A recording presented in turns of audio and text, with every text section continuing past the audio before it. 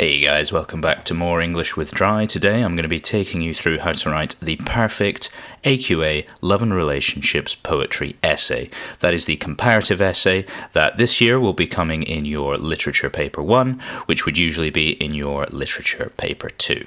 I'm going to take you through the basic first and second and third steps that you would use as you get the essay, and then how you would structure your individual paragraphs to make sure you hit all the assessment objectives.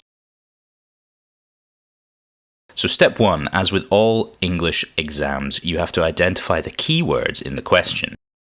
I'm using an example question that came up in the exams a few years ago, which was compare how poets present romantic relationships in Winter Swans and in one other poem. As always, this is worth 30 marks, and in this case, you would identify that the keyword is romantic relationships. Keywords, I should say, I suppose.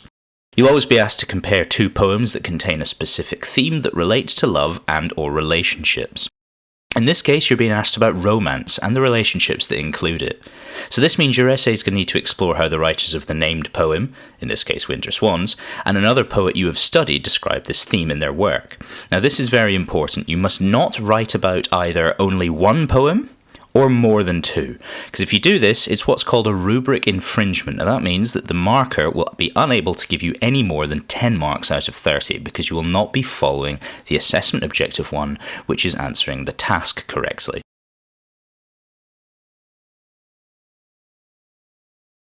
Step 2. Obviously, you're going to decide what other poem you're going to use for your comparison. Now, as you're aware, you will be actually physically given the first copy of the poem. So in this case, Winter Swans would be printed out for you. Now, so therefore, the second poem is the hard part, remembering the right one to go with it. Now, selecting the right poem is very key, because, as with here, you've been told you need to talk about romantic relationships. This should make you automatically think about some poems containing romance that would be suitable out of the 15 you've studied. It should also help you realise which poems you should not write about, because they don't contain specific themes about romance.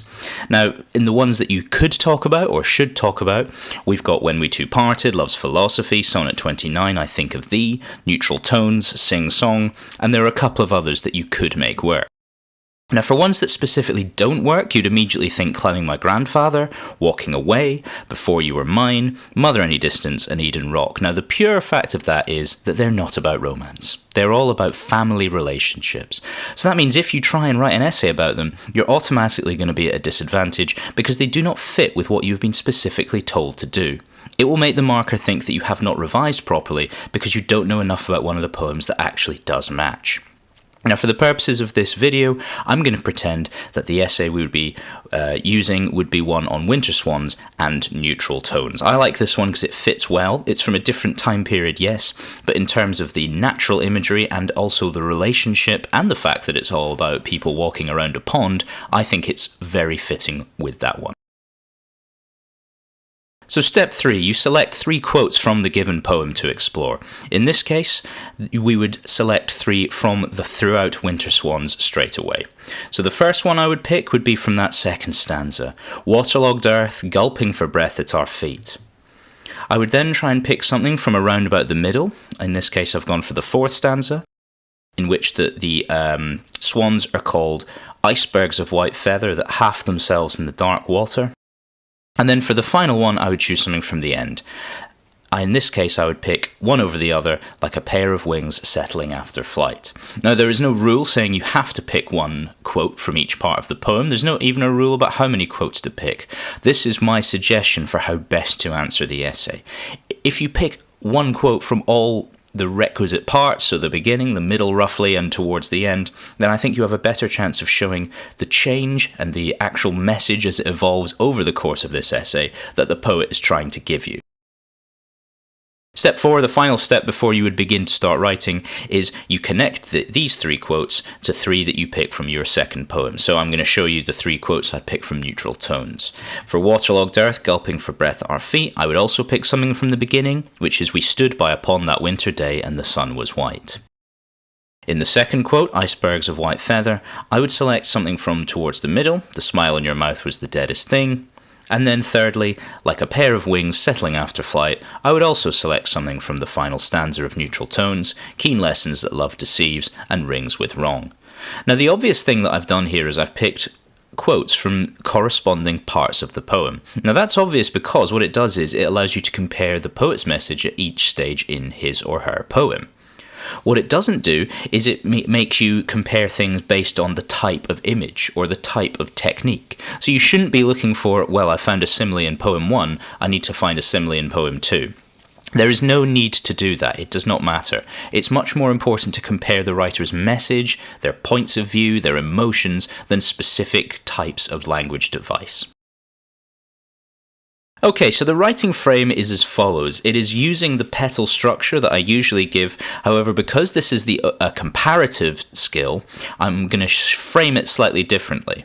Now, this could either be one huge paragraph or two smaller ones. But either way, I'm suggesting that you write 3 comparative points throughout this essay. Now that means 3 comparative points, each containing a comment about both poems. So that would be 6 points theoretically, and therefore that's why I'm suggesting either 3 larger paragraphs or 6 smaller ones.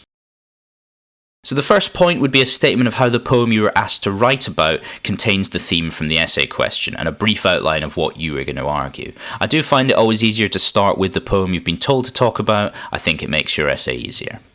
Then you give evidence as always, and that's a quotation or a piece of evidence from the first poem. It doesn't have to just be one quote, it could be a few. I always favour embedding individual words and phrases in. Then we go for our technique and analysis. Now that's a poetic language or structural device that the poets use to describe this theme and an analysis of what effect this technique has on the reader. Finally, we go for a link, which is a connection back to the stated theme and a longer comment on what the writer's message about this theme, i.e. romance, is. This is how you get your AO3 mark. Now, AO3 may say context, but that doesn't mean history. It doesn't mean the poet's individual lives. It doesn't even mean anything necessarily to do with the type of literary movement that they're in. It means the context of the theme, so the context of romance. So what is Owen Shears telling us about romance in his poem? The nature of romance. Now contextually you could ground that in the time period he was writing in from the point of view of what is romance like in the late 20th, early 21st centuries, but that's the only historical thought you need to give to your poetry writing. Then we go on to something a bit different to usual petal, which is our comparative point. And this is a connecting sentence in which you will use a connective or a comparative or the opposite of a comparative. I've got some examples of those for you later. This is where you explain that this theme is also shown in your chosen second poem, and also you're given a brief outline of whether the poet is giving a similar or different message. This is really the first time in the essay you'll start getting your AO1 task mark, because it's the first time you're actually properly answering the question. You need to talk about both poems in relation to each other to get these marks, hence why if you only write about 1 or more than 2 poems, you won't get that mark, and your score will be capped at 10. It is essential that you discuss both poems in relation to each other constantly. Then evidence again, then technique and analysis again, and then an overall final link. Now this should be an overall summary of the messages of both poets, and where you fully evaluate what they're trying to say about the theme, and in this case it's romantic relationships. So it's almost like a little conclusion of the 2 paragraphs you've just written, in which you are talking finally and in summation about the arguments and the ideas about romance that they have just made. Now I'm going to give you an example of these 2 paragraphs. Here would be my first one. I'm going to go through showing you exactly which part is which. I've color-coded it so you can refer back to the previous slide to see what you're looking for as I go through it. In his poem Winter Swans, Owen Shears presents a fractured romantic relationship between 2 other people that appear to have been fighting with each other. Now that is our point sentence. I'm briefly outlining the idea of romance in this poem, and I'm saying specifically what is happening in the romantic relationship. I'm not just saying he shows romance, I'm saying he shows this type of romance. This is a bit more specific and will help you frame what you're about to write next. In the first stanza, the poet uses pathetic fallacy to portray the tension that exists between them. He opens with a description of the waterlogged earth gulping for breath at our feet. Now, I've highlighted all of the quotes I use in this paragraph. You can see that there's a few of them, and they're not just from this quote I've used. Now, obviously, that's a freebie because they've given you the poem. You can use as much of it as you want, but equally it shows how I like to embed my quotes throughout to consistently show what I'm saying is accurate. I've then highlighted our technical language words, our pathetic fallacy, metaphor, personification, just to show you that I'm doing it. Now, don't get hung up on this. There's nothing in the mark scheme that says you will either not get marks or you'll be punished if you don't use these words. They are indicative of you being a candidate who should be of a higher grade, but not knowing specifically what pathetic fallacy is not something that's going to hold you back from a good mark. The literal storm that has taken place mirrors figurative turmoil the pair are experiencing. The pouring rain that has left the ground saturated with water could metaphorically represent an outpouring of strong, negative emotions between the two that has left them silent and apart. The personification of the ground as being so wet that it is gulping for breath could connect to their relationship, which Shears may be suggesting is close to ending. The connotations of gulping are one of near to death, and so perhaps the language implies this is the same of their romance. Now, as always, with my language analysis, I've given you my first interpretation, and then I've zoomed in on an individual word which I think contains a great deal of meaning, and I've linked that further to what the writer is trying to say. That is how you get up the mark scheme for your AO2 marks, zooming in, focusing on meaning, focusing on effect.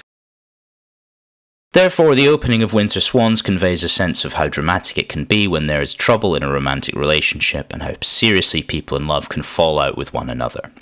Now, here is my attempt at AO3, my sort of evaluative comment about what the writer is trying to say about romance, but obviously this is something I can't get fully until I connect to the other poem. So here is my second paragraph. Now, like I say, it just looks nicer to make this as a second paragraph. Now, that would mean that you're being told to write 6, which does seem quite daunting, but it's perfectly doable in the amount of time you've got. And of course, remember, I'm a teacher, I'm typing this out, so naturally mine's going to look longer than what you will be doing on the exam day. Equally, if you want to keep this as part of the previous one that I've just shown you, that's fine. There's no rules. As long as you are using paragraphs full stop, you'll be fine. So, similarly, Thomas Hardy presents a relationship in which a romantic couple are estranged and distant from each other in the opening of his poem, Neutral Tones. Now here, I've obviously referenced the second poem I'm going to talk about, and I've used a comparative word similarly. There's all kinds of words you can use to show that, but it's very important to show that you are actually doing what the assessment objectives are telling you to. In the first line, the narrator states, "We stood by the pond that winter day and the sun was white." Now, as you can see, I've used fewer quotes in this paragraph. Now, the reason for that is that you are naturally going to maybe do that because you don't have this second poem in front of you. In fact, I've just taken out 2 individual words to analyse later, as you know I like to do, but this is proof that you don't need to have memorised the entire poem to know what to do. 3 quotes is easily enough. Hardy's also using pathetic fallacy to show how the couple are not on speaking terms, except in this case, rather than a fight, it appears they have run out of things to talk about and that the passion between them has disappeared. The description of a white sun suggests all warmth and vibrancy is gone, leaving behind something extremely clinical and emotionless. This ties in with the title of the poem, which suggests an overall absence of colour, which could metaphorically describe their relationship. Furthermore, the image of the pond is an example of sympathetic background, whereby the circular, static, directionless body of water reflects the stagnant nature of their relationship, and equally relates to a relationship where the romance has dissipated. Now you can see here that that is the end of my analysis of this first poem, and so therefore my final part, where I'm trying to get these AO3 marks, is the largest by far in this section. That's deliberate, and that is essential for you to do, because this is where you're going to really get the marks that separate you from being Band 4 to Band 6. AO3 and AO1 need to drive your essay forward, because it is an argument about meaning. Analysis of language is a hard skill, but evaluating writers' meaning and message is much, much more technical and much harder, and so therefore the more time you devote to it, the greater chance of getting a good mark you will have. Therefore, both Shears and Hardy use the natural world as a metaphor to show what can happen in romantic relationships when there's either too much or too little passion. So here, a first off comment about what they do similarly and the things they're both doing to make a similar point about romance. They both show the downside of romance and the tension that can be created when it becomes strained. However, while Shears uses nature to show the aftermath of a tempestuous and stormy fight, Hardy uses it to show what happens when emotion wanes. Wanes means disappears. Perhaps the message is that passion is essential in love, however, can become destructive in too great a dose. Now, here I have had a comment where I talk about the differences between their messages, but what could be key is this final sentence where I offer my own interpretation of an overall message about love. What have I as a person learnt about love and romance from what these two poets are saying? Well, it's this. This final sentence is my summation of it. Now, this is something that you will not just repeat again and again in this essay. This is something you have to develop, but for my first sort of third of my essay here, this is a perfectly good way to start with that idea. As I said, here are now some words that you can use to show that two things are the same in comparison. So similarly, equally, furthermore, moreover, also, likewise, comparably, correspondingly, and just as. And then to show the difference between two things, we can say on the other hand, yet, although, contrastingly, whereas, dissimilarly, however, conversely, and instead. I hope you found this video helpful. Make sure to like and subscribe, and stay tuned for more how-to videos on AQA Literature essays. Goodbye.